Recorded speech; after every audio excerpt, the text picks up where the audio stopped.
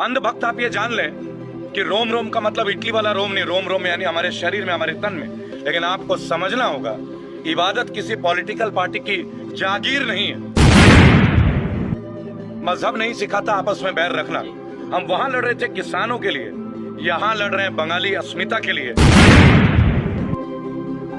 हम मतलब अगर इस तरह के रेशियो हम यहाँ पे है, बंगाल में है, और यूपी के मतलब सीएम आके हमें बताते हैं कि यहाँ पे महिला सुरक्षित नहीं है, यार तुम अपनी देख लो मतलब, और फिर यहाँ पे आके बता रहे हो कि यहाँ पे नहीं है, वो नहीं। और ये बताने की जरूरत नहीं है कि मतलब औरतों को वोकल होने के लिए मर्द बनने की जरूरत है।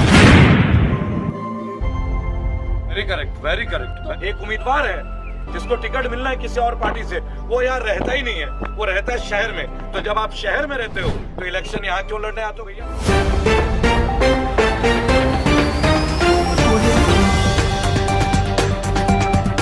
जय हिंद, जय भारत।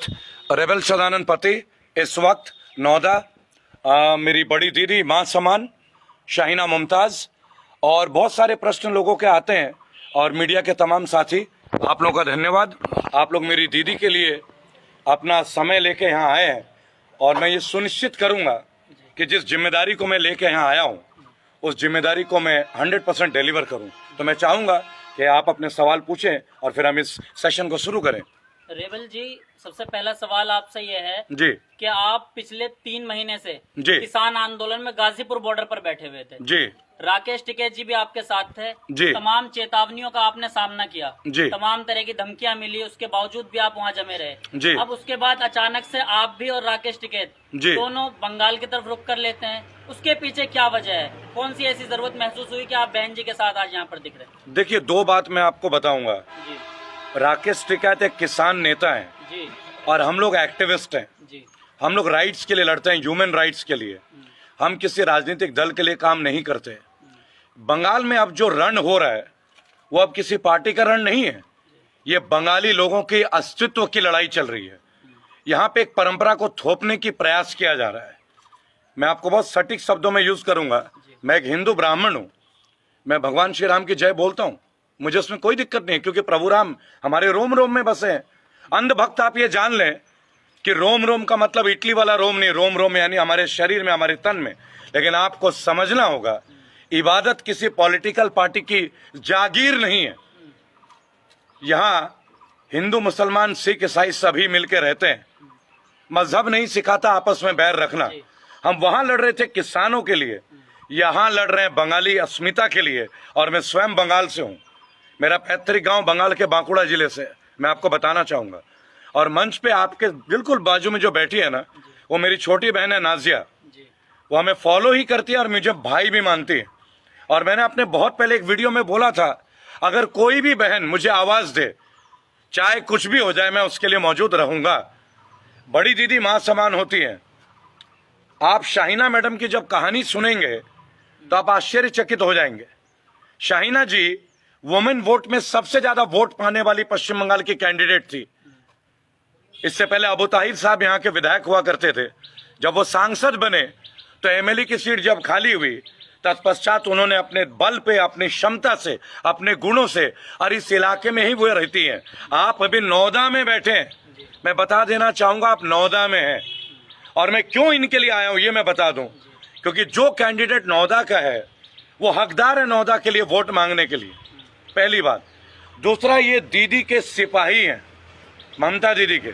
आप उनकी पहनावा देख के समझ सकते हैं, कोई 10 लाख की साड़ी तो नहीं है ना, हीरे जवाहरात तो नहीं पहन रखे हैं ना।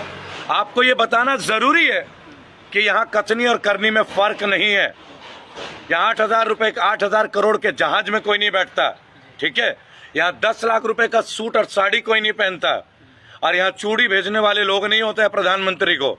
यहाँ अपनी बात को शेरनी की तरह लड़ने की क्षमता है। तो मुझे नाजिया बहन ने आवाज दी, आप नाजिया बहन से पूछ सकती हैं। जब एक बहन अपने भाई को बुलाए तो बड़ा भाई का क्या कर्तव्य होगा आप समझ सकते हैं। जी रेबल भाई, मेरा क्वेश्चन नहीं है जी। जैसे आपको दिल्ली में पूरा देखा गया है, जी, पूरा किसान आंदोलन जी जी, वेस्ट बंगाल में आज इलेक्शन का हवा है जी, जहाँ देखा जा रहा है इलेक्शन में, यहाँ मैंने सेंट्रल मिनिस्ट्री से बहुत कोई आ रहा है। जी, तो आज तक कहीं पे भी जी, प्रधानमंत्री कोई स्टेट पे इतना बड़ नहीं किया होगा। जी, पश्चिम बंगाल में इतना बार आया हो, जी तो क्या आपका क्या मानना है? देखिए, आपको एक बात समझना होगा, बंगाल जननी है सभ्यता की, जी बंगाल जननी है। हम लोगों ने बहुत सारी बातें सुनी है। कोई कहता है कि बंगाल इस्लाम में कन्वर्ट हो जा रहा है, कौन कहता है? अंधभक्त, उनकी पार्टी, बराबर। आपके सामने जो महिला बैठी है, क्या वो किसी धर्म का प्रतीक है? वो एक राष्ट्र का प्रतीक है, हमारे भारत की प्रतीक है, और भारत का एक अभिन्न हिस्सा है बंगाल। और कोई बंगाल की सभ्यता को तार तार करने का प्रयास करेगा, उनके दाहिने साइड में उनकी बेटी है और उन्होंने अपने दोनों बच्चों को बेटे की तरह पाला है। इससे पहले वीडियो में आपने उनके ज्येष्ठ पुत्री बड़ी बेटी नाजरीन से भी मिली है। वो लोग चाहते तो लंदन में, जर्मनी में कहीं भी रह सकते थे। ये खानदानी परिवार में इनकी एक विरासत है, राइट। क्यों इस इलाके में? क्योंकि इस इलाके से उनका जुड़ाव है।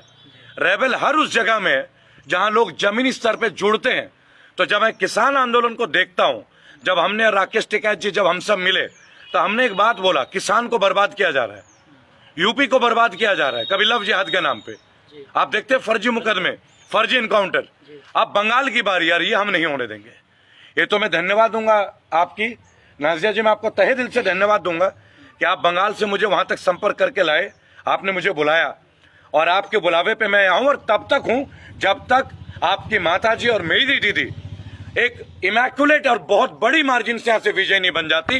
और मैं आपको लिख के दे सकता हूं, जीती तो वैसी भी है, वो जीती पड़ी है, लेकिन उनका जो जीत का मार्जिन है ना, वो इस बार रिकॉर्ड होगा। इंडिया के इलेक्शन की जो व्यू है, उसमें एक रिकॉर्ड बनने वाला है भारत के इतिहास में, बंगाल के इतिहास में। मैं चाहूंगा आप मैम से जो सवाल पूछे अवश्य पूछें। दीदी आपने একটা মহিলা, পশ্চিমবঙ্গের মুখ্যমন্ত্রী মাননীয় মমতা বন্দ্যোপাধ্যায়, তিনি একটা মহিলা। বিজেপির তরফ থেকে বারবার দাবি করা হয় যে মহিলাদের সুরক্ষা, তাদের এডুকেশন। তো পশ্চিমবঙ্গে মমতা বন্দ্যোপাধ্যায় থেকে কি হয়ে যায়, বিজেপি যদিও আসে তাহলে কি হতে পারে? মমতা যা উন্নয়ন করেছে সেটা বলে শেষ করা যাবে না।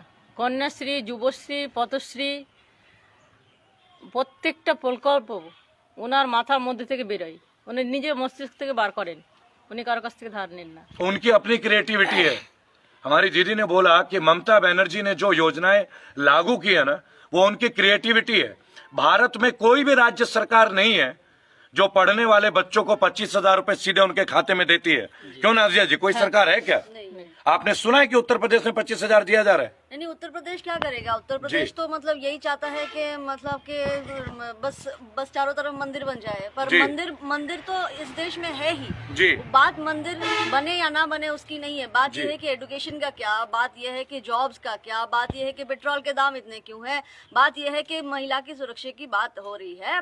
पर यूपी का सीएम आके यहाँ में बताता है, बंगाल जहाँ के सीएम खुद एक औरत है, जहाँ पे सबसे ज्यादा मतलब के एजुकेशन का रेट सबसे ज्यादा है, जहाँ साक्षरता का रेट सबसे ज्यादा है, लिटरेसी का रेट सबसे ज्यादा है। फिर इधर यहाँ पे बंगाल में मतलब स्कॉलर्स सबसे ज्यादा है, एडुकेटेड लोग सबसे ज्यादा है, और औरतें इतने ज्यादा वोट करते हैं और पॉलिटिकली एक्टिव हैं। मेरे ख्याल से जिस क्षेत्र में आपकी मदर यहाँ खड़ी है, नौदा में, यहाँ भी 51 और 49 का रेशियो मेल फीमेल का। यस। तो हम मतलब अगर इस तरह की रेशियो हम यहाँ पे है, बंगाल में है, और यूपी के मतलब सीएम आके हमें बताते हैं कि यहाँ पे महिला सुरक्षित नहीं है। यार तुम अपनी देख लो, मतलब और फिर यहाँ पे आके बता रहे होगे यहाँ पे कौन ये नहीं है, वो नहीं है। हम यहाँ पे हैं और मतलब कि औरतें बहुत वोकल हैं, और ये बताने की जरूरत नहीं है कि मतलब औरतों को वोकल होने के लिए मर्द बनने की जरूरत है। Very correct, very statement.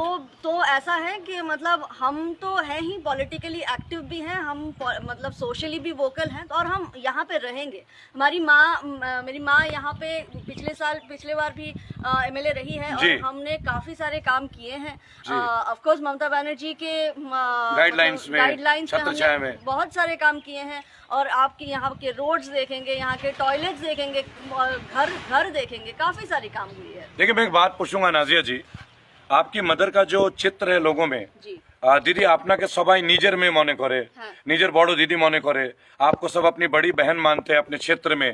आप चाहते तो बरहमपुर में रह सकते थे, आपके पास परिवार का एक इतना बड़ा बिजनेस है, आपकी फैमिली की एक लेगेसी है, आप एक रॉयल फैमिली से आते हैं, वेस्ट बंगाल के, मुर्शिदाबाद के, कोई नाम चिन्ह की आपको आवश्यकता नहीं है, और बहुत सारे लोग आपके परिवार से वो ओहदे में रहे हैं, उसके बावजूद आप नौदा में रहते हैं, आपने नोएडा थाकन।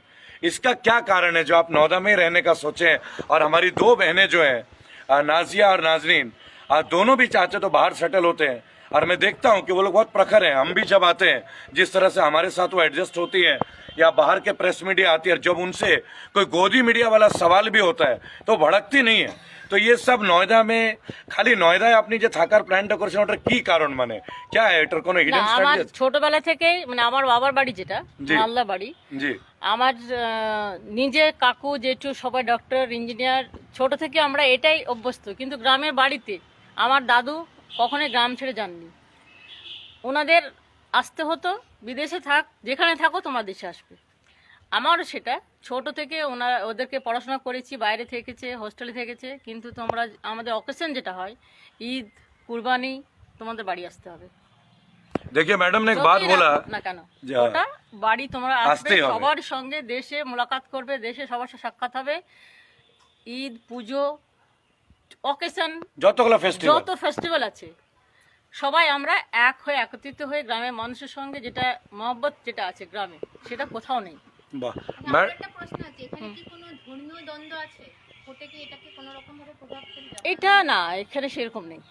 देखिए अभी दीदी, সবসময় বলে যে আমরা ধর্মীয় পার্টি এবং মানে হিন্দু ধর্মটাকে খুব হিন্দুত্ববাদী। হিন্দুত্ববাদী যেটা বলছে, কিন্তু আপনি নিজে এখানে তো নেই, এবং আমার মধ্যে তো একদম নেই। আমার ফ্যামিলিতে এটা আমি কখনো শিক্ষা দিইনি, বা আমি নিজে ছোট থেকে জন্ম হয়েছি যেখানে, সেখানেও সেটা আমার বাড়িতে এটা ছিল না কখনো। आपने बड़ा अच्छा सवाल पूछा कि इस क्षेत्र में बीजेपी का कि हिंदुत्व का जो स्ट्रैटेजी है, तो मैं आपको एक बात बताना चाहूंगा कि हिंदुत्व या इस्लामिक व्यू होना या बुद्धिज्म का व्यू होना या जैनिज्म का व्यू होना, ये किसी भी पॉलिटिकल पार्टी की विचारधारा से जुड़ा हुआ नहीं हो सकता।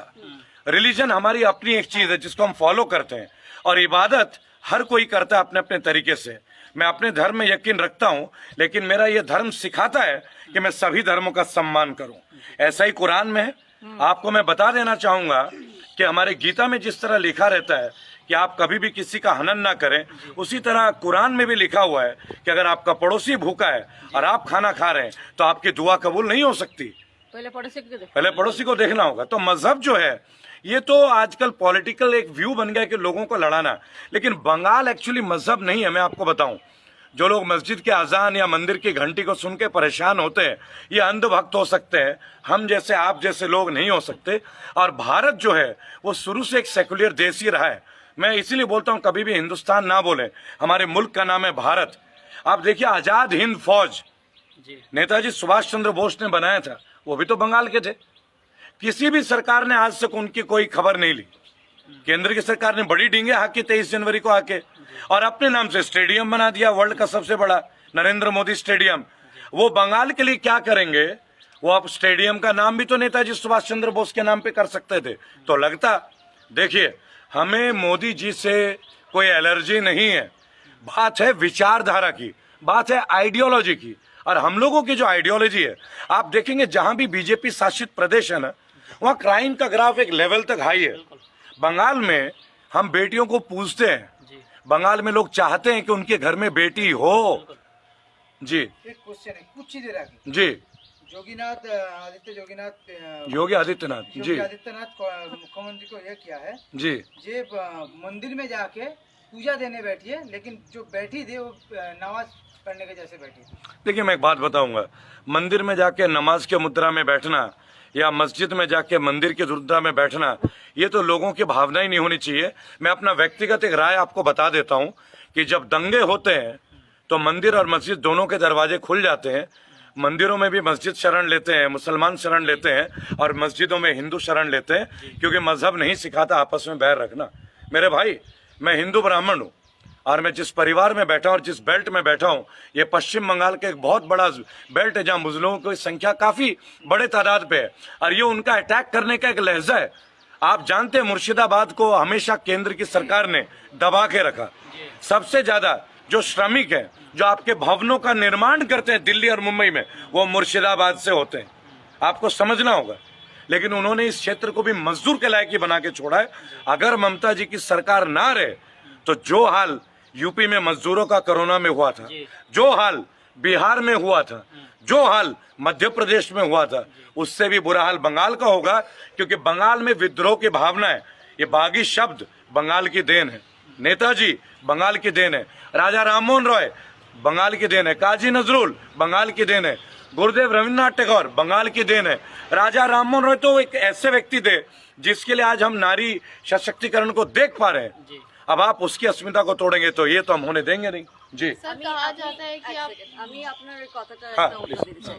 সেটা হচ্ছে যে এক তো হচ্ছে যে মানে এই কথাগুলো যে তোলা হচ্ছে যে মানে কি যে এখানে কোনো ধর্মীয় সমস্যা আছে কি, হ্যাঁ। বিষয়টা হচ্ছে যে এটা একটা একেবারেই মানে বিজেপির একটা চাল যে মানুষজনকে ধর্মের বেসিসে একটু ডিভাইড করে দেয়া, আর যাতে মানুষ অন্য প্রশ্ন না করতে পারে, যে অ্যাকচুয়াল সমস্যাগুলো যেগুলো আছে সেগুলো নিয়ে কথা বলতে না পারে, যে কেন মানে ওয়েস্ট বেঙ্গল একটা মানে এটা তো একটা ডেমোক্রেসি, যে কেন ওয়েস্ট বেঙ্গলে আমাদেরকে টাকা দেওয়া হবে না, মানে কেন্দ্র থেকে আমাদের কাছে 53,000 करोड़ हाँ, केंद्र सरकार का बाकी है हाँ, हाँ, इस गवर्नमेंट को हाँ, देने में, हाँ, तो और वो कहते हैं ममता दीदी काम नहीं करते, नहीं, लेकिन केंद्र- पैसा केंद्र की सरकार ने रोका हुआ है। হ্যাঁ, তো করোনার কোনো ফান্ড আমরা পাইনি, হ্যাঁ। আমরা নানান রকমের টাকা আমফানের টাকা আমরা उन्होंने পাইনি। 5,000 से भी বলেছে যে তিনি টাকা দিয়েছেন।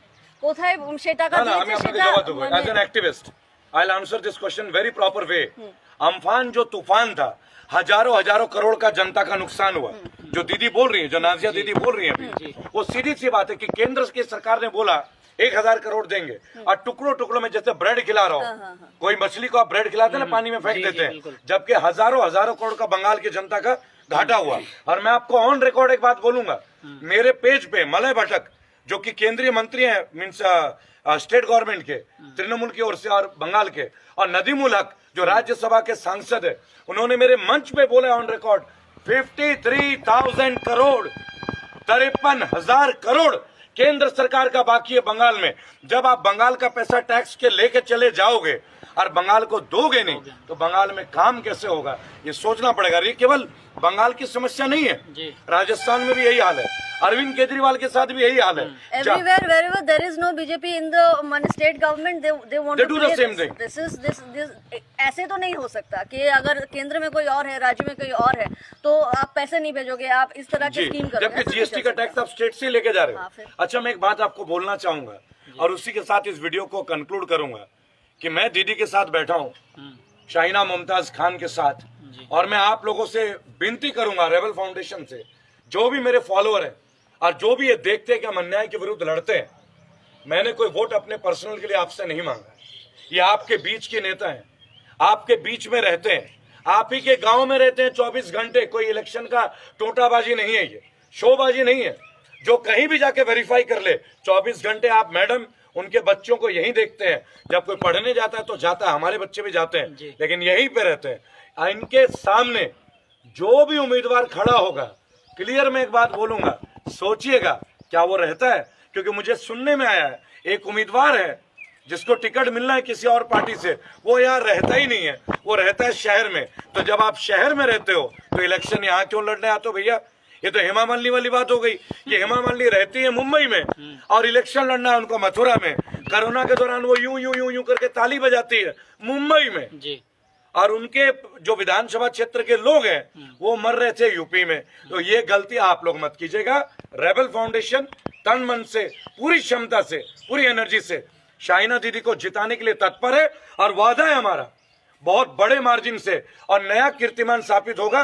आने वाले तमाम पलकों में आप नाजिया जी, शाहीना जी को हमारे बीच देखेंगे और तमाम अदर चैनल पे देखेंगे। सर मेरा एक सवाल है आपसे जी कि बीजेपी का नीतियों का विरोध करते हुए आपको अक्सर यूपी में बहुत बार देखा गया है, पूरा जी। भारत आपको देखता है। जी तो जो बीजेपी की नीतियों का विरोध है, आप हमसे पहले उत्तर प्रदेश में करते थे वीडियोस के माध्यम से, लाइव के माध्यम से, जी तो इसी तरीके से आप वहाँ पे बैठ कर भी सकते थे। तो ऐसी क्या जरूरत आन पड़ी कि आपको खुद बंगाल आना पड़ा? देखिए, एक छोटा सा क्वेश्चन है, मैं आपको बता दूं, बड़ा सिंपल सा लहजा है। किसान आंदोलन चल रहा था दिल्ली में, गाजीपुर टिकरी बॉर्डर और सिंगू बॉर्डर पे। हम लोगों ने संयुक्त किसान मोर्चे के तहत एक फैसला लिया कि बंगाल को बचाएंगे। अब किसान आ गए बंगाल। शाहीना दीदी के इलाके में भी ट्रैक्टर आने वाले हैं, मैं आपको बताऊं, हम रोड शो भी करेंगे किसानों के साथ, क्योंकि इनका जो क्षेत्र है वो किसान बाहुल्य क्षेत्र है। मुर्शिदाबाद जो एरिया है वो कृषि बाहुल्य क्षेत्र है। मैंने की तो आपने भी किया है। प्याज का खेती है यहाँ बहुत फेमस, केले की है, बगीचे बागान बहुत है यहाँ पे। ट्रैक्टर रैली की, ट्रैक्टर रैली किया आपने किसानों के लिए सपोर्ट में। देखो नहीं दिखाएंगे अभी, ट्रैक्टर में बैठाएंगे, देख लीजिए। ट्रैक्टर में माँ बैठ के मतलब 10 किलोमीटर चल के ये लोग चले हैं। 60 किलोमीटर, 60 किलोमीटर। देख लीजिए मेरी वीर दीदी को। और फिर किसी को लगे, किसी जुमलेबाज को, कि वो मेरी दीदी से लड़ने आई या मेरी बहन से लड़ने आई, तो यार उनका भाई बहुत पक्का है, जितना मर्जी लड़ने के लिए आ जाओ, तरीके से आपको भगाएंगे। आपको यहाँ से बैक गियर मिलना शुरू, और बहुत जल्द आपको टक्कर के जवाब देंगे। सर आपसे एक सवाल है, जी। हाल ही में आप पर हमला करने की कोशिश की गई और धमकियां भी लगातार जो है वो आपको दी जा रही है, इसको कैसे देखते हैं? देखिए बेलडांगा में मैं हसनदा के लिए, टीएमसी के जो कैंडिडेट है उनके लिए था, तो वहां पे एक ऐसा इंसिडेंट घटा और बाद में उनके कुछ लोग आए और अगले 2 दिन के बाद वो माफी मांग गए। और कल कुछ लोगों का फोन आया तो मैं कंसर्न पुलिस अधिकारी को वो डिटेल दे चुका हूँ, ये भी मैं आपको बता दूं। उन्हें लगता है, मैं जानता हूँ ये विपक्ष का काम है, यहीं पे काम है। और मैं आपको बता देना चाहूंगा, यहाँ विपक्ष केवल बीजेपी है, और कोई विपक्ष है तो हम आज तक जान ही नहीं पाए, केवल बीजेपी है। और मुर्शिदाबाद में चाहे कोई भी पार्टी के समर्थक हो, एक बात मैं आज आपको बता देना चाहूंगा कि बीजेपी को कोई नहीं आने देगा। तो ये वीडियो उन लोगों के लिए भी समर्पित है। आपके क्षेत्र की मौजूदा विधायक बहुत अच्छे से आपका कार्य कर रही है, ऐसे लोगों को हिम्मत दें, प्रोत्साहन दें, अपना आशीर्वाद दें, अपना प्यार दें, अपना साथ दें। रेबल फाउंडेशन आपके लिए हमेशा कृतज्ञ रहेगा। रेबल भाई, ये मतलब ऐसे गुंडागर्दी वगैरह और धमकियां, ये सबको कोई डरता नहीं? कोई नहीं डरता, कोई नहीं डरता। मैम मेरा आपसे भी जी जी जी जी। आपने महिला सुरक्षा की अभी बात की थी, महिलाओं को लेकर और यूपी को लेकर। यूपी और अन्य शहरों में मिशन चलाए जाते हैं, दिशा एक्ट, मिशन शक्ति, इस प्रकार के एक्ट चलाए जाते हैं, फिर भी घटनाएं जो है महिलाओं के साथ बढ़ती जा रही है। बंगाल में घटनाएं जो है बिल्कुल निच स्तर पर हैं, जिससे साबित हो गया कि बिना मिशन के भी महिला सुरक्षा बंगाल में खूब है। बिल्कुल बिल्कुल है, मतलब ये तो अवेयरनेस की बात है। तो बात ये नहीं कि मतलब कोई मर्द औरत को संभाले, औरतें खुद अपने आप को संभालेगी। वो एम्बियंस, वो एटमॉस्फेयर बनानी होती है, वो एडुकेशन से बनता है। और एडुकेशन मतलब एक कल्चर की बात है। उस मतलब लाइट जला देना, लाइट अगर रहे तो इंसान मतलब सिर्फ औरत ही नहीं मर्द भी सेफ फील करते हैं। और लाइट मतलब टीएमसी ने जितने लाइट लगाए हैं, जब से टीएमसी आई है, आपके चेहरे का मुस्कुराहट बता रहे हैं, हम लोग समझ सकते हैं। आप देख लो शहरों में, गाँव में, चारों तरफ देख लो, तो मतलब सिक्योरिटी जो है वो अंदर भी है और बाहर भी है। तो चलिए अभी अजान हो रहा है, मैं माफी चाहूंगा, अजान के बीच हम लोग लाइव कंटिन्यू नहीं करेंगे। दोबारा हम फिर से इनसे मिलेंगे, तब तक के लिए आप लोगों का धन्यवाद। जय हिंद, जय